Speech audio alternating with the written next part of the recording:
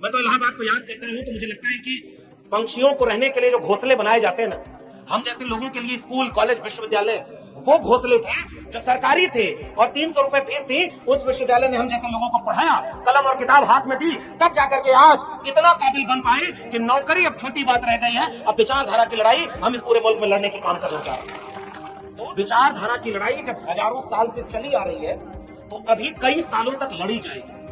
इसलिए वो लड़ाई अनवरत लड़ते रहना है। जितने नौजवान यहां पर आए हुए, जितने जोश में, उत्साह में लोग आए हुए, आप हमें सुनने आए हैं तो मेरे भाषण देने का एक तरीका यह हो सकता है कि मैं अपना ज्ञान बघार दूं कि मैंने इतनी किताब पढ़ी, मैं रविदास जी पर इतनी बातें बोलूं, बाबा साहब पर बोलूं, कांशीराम पर बोलूं, लोहिया पर बोलूं और आपको भी लगे कि बड़ा विद्वान आदमी है, एकदम बात करके गया, तो उसका फायदा क्या होगा? दूसरी बात, मैं आपको इस मंच पर खड़ा होकर कहता हूं मनीवाद कैसे कर दो, आप यहां कार्यक्रम खत्म होने के बाद साइकिल से निकले और जहां देखा कोई ऐसा आदमी साइकिल लेके भिड़ गए, अभी खत्म कर देना है, और वहां जाके पिटा गए। ऐसा जोश क्यों भरना भाई? कि आपको अगर कोई सुन रहा है तो उसे दिशा दिखाना हमारा काम है, केवल और केवल इतना काम हमारा है, क्योंकि विचारधारा दिखाने का काम हमारे तमाम पुरखों ने करके जिसका बैनर पोस्टर पर फोटो लगा। उन्होंने नौकरी से निकालकर सोचा कि प्रोफेसरी छीन लेंगे तो ये चुप हो जाएंगे, डर जाएंगे और अपना चुपचाप अगली नौकरी के जुगाड़ में लग जाएंगे। तब हमने तय किया कि जुल्म के साये में बोलेगा कौन, और हम भी चुप रहे तो फिर बोलेगा कौन। इसलिए हमने इस वैचारिक लड़ाई को लड़ने का आगे कर्म बढ़ा दिया। उन्होंने सोचा कि सेटिंग और जुगाड़ बना करके अपने काम में लग जाएगा। हमने किताब लेकर कह दिया कि ये सारे लुटेरे विश्वविद्यालयों को बर्बाद कर रहे हैं। अब गांव गांव किताब चली गई। अब तक जो थोड़े से लोग जानते थे, अब 20 दिन में 26,000 कॉपी इसकी बिक गई। अब इससे बड़ा समाज का साथ देगा। भारत के अब तक के लंबे समय के इतिहास में इतने कम समय में इतनी किताब कोई नहीं बिकी।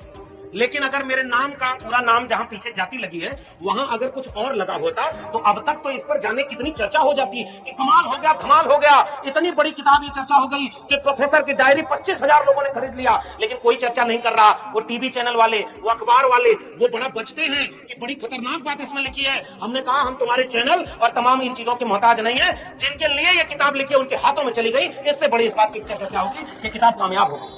हमारे प्रोफेसर ने उस दिन बोला जिस दिन हमने इलाहाबाद विश्वविद्यालय टॉप किया, हमारे प्रोफेसर ने कहा कि अहीरों के बच्चे गाय भैंस चराना छोड़ करके अगर यूनिवर्सिटी टॉप करेंगे तो हमारे बच्चे कहां जाएंगे? इसको कहते हैं आरक्षण, जो हजारों साल से शिक्षा पर उनके हाथ में।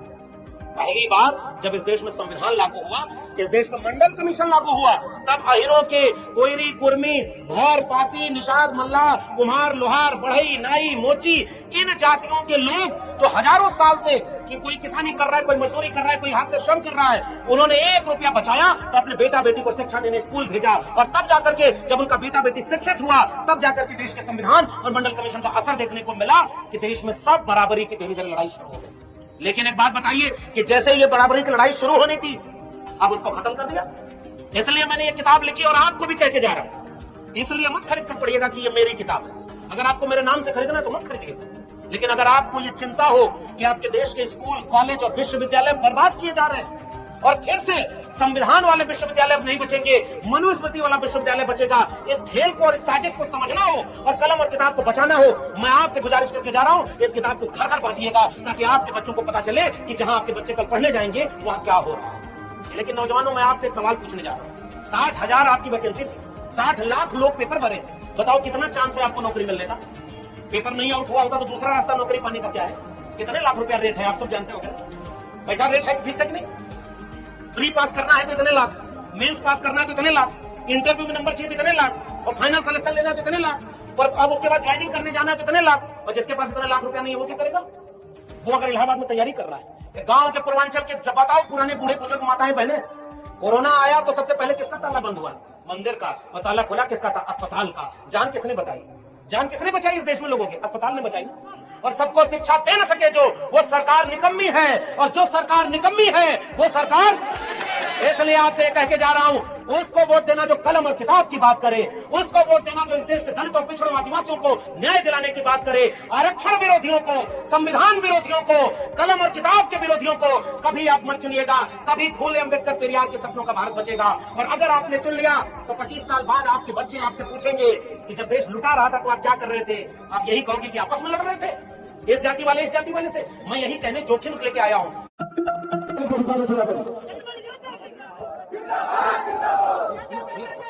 बहुत बहुत धन्यवाद प्रतापपुर इलाहाबाद के सभी सम्मानित बड़े बूढ़े बुजुर्ग, नौजवान साथियों, आप सभी लोगों को मेरा क्रांतिकारी जय भीम, जय मंडल, जय संविधान है, इंकलाब जिंदाबाद है।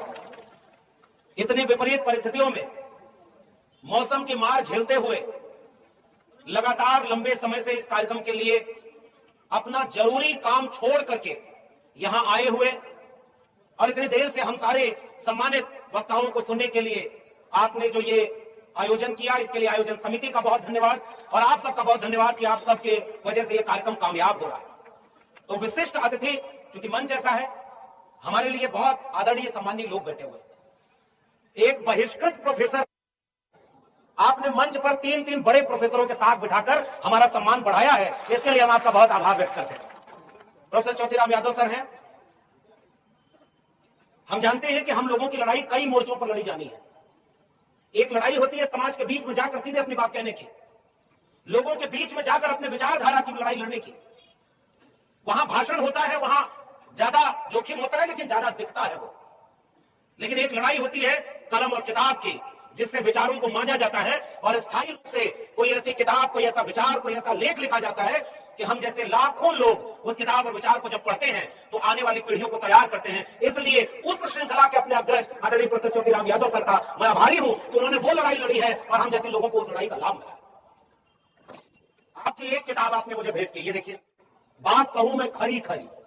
और मैं जानता हूं कि अगर मौसम साथ देता और बहुत देर से कार्यक्रम नहीं शुरू हुआ होता और आप धैर्य से प्रोफेसर चौधरी यादव सर को सुनते तो इस खरी बात का मतलब समझते और विचारों की जो बात, कलम और किताब की लड़ाई जो लड़ने की कोशिश कर रहे हैं, उसे आप गांव तक ले जाते तो इस कार्यक्रम की और कामयाबी होती। इसलिए मैं आयोजन समिति के लोगों से कहूंगा कि जब वैचारिक लोगों को बुलाएं तो किसी बंद हॉल में बुलाइए।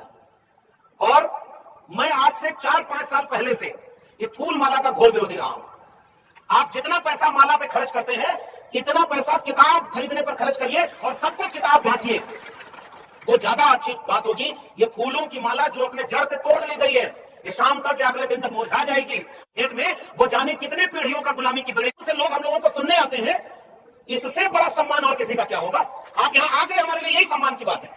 बाकी तो प्रधानमंत्री भी देश का कोई हो या मुख्यमंत्री हो, भीड़ जुटाने के लिए ग्राम प्रधान से लेकर अधिकारी तक को ड्यूटी लगी हुई है कि उनका कार्यक्रम होने वाला, वहां भीड़ जुटाओ।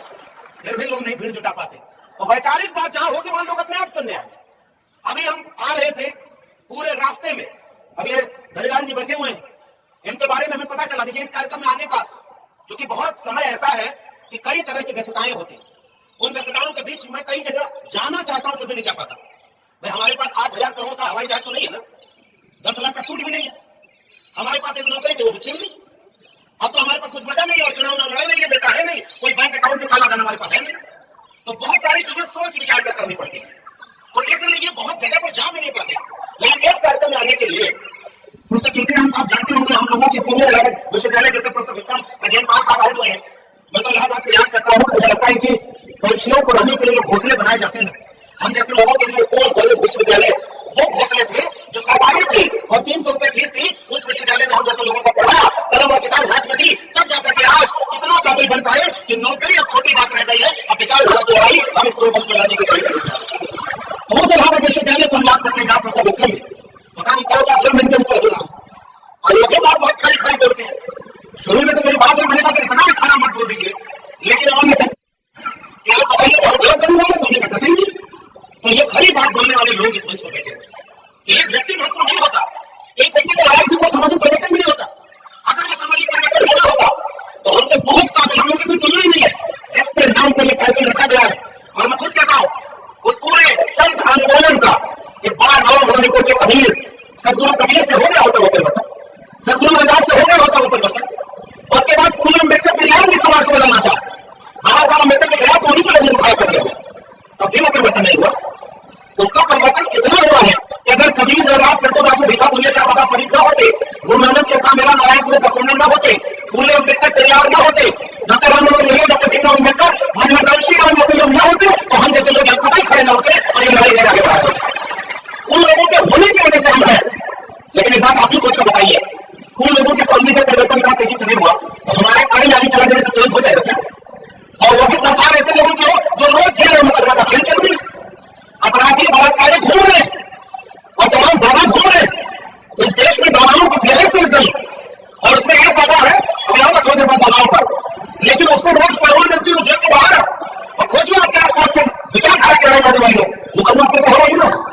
आपको कोई परेशान करके नहीं जाती, आपका अपना आदमी आपके खिलाफ खड़े होकर नहीं होगा। एक कार्यक्रम हो रहा है, इस कार्यक्रम को अगर आजादी दे दिया जाता तो मान लीजिए जिस पार्टी का कार्यक्रम होता उसी में से दूसरा आदमी इस पार्टी का विरोध करता, भीड़ हो गई, इतिहास हो गया, कोई मजा ही नहीं इसका तुम्हें अपना यहाँ पर सबको देख लेते था। तो वैचारिक काम में इतना मुश्किल अगर है तो कल्पना करिए कि उस वैचारिक काम का तरीका भी बदल जाएगा। और इस तरीके में मेरी पहली गुजारिश आप लोगों से ये होती है, विचारधारा की बात अगर भाषाओं स्थान से चली रही है तो अभी कई स्थानों पर दिखाई जाएगी।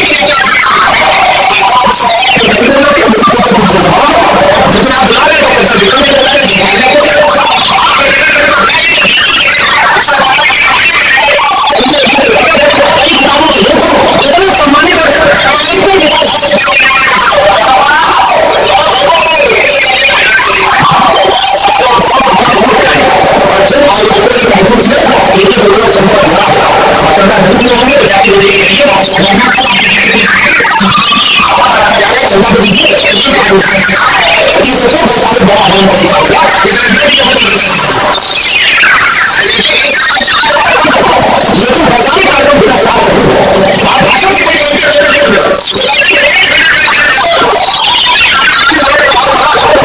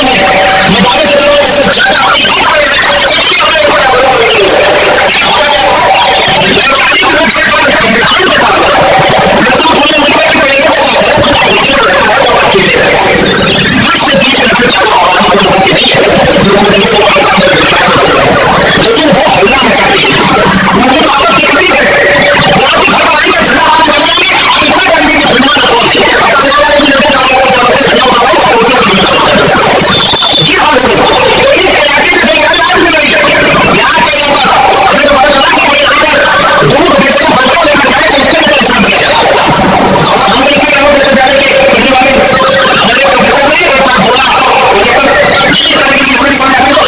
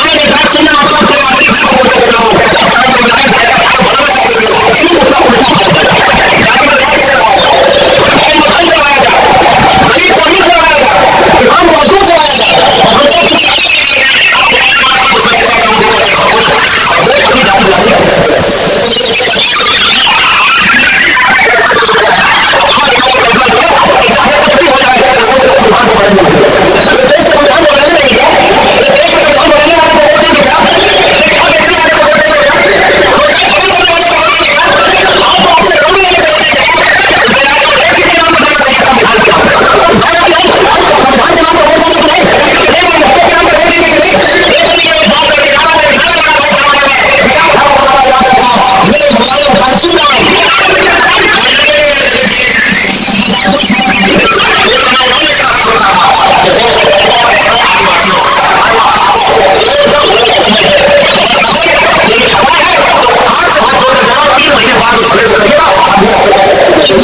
महीने बाद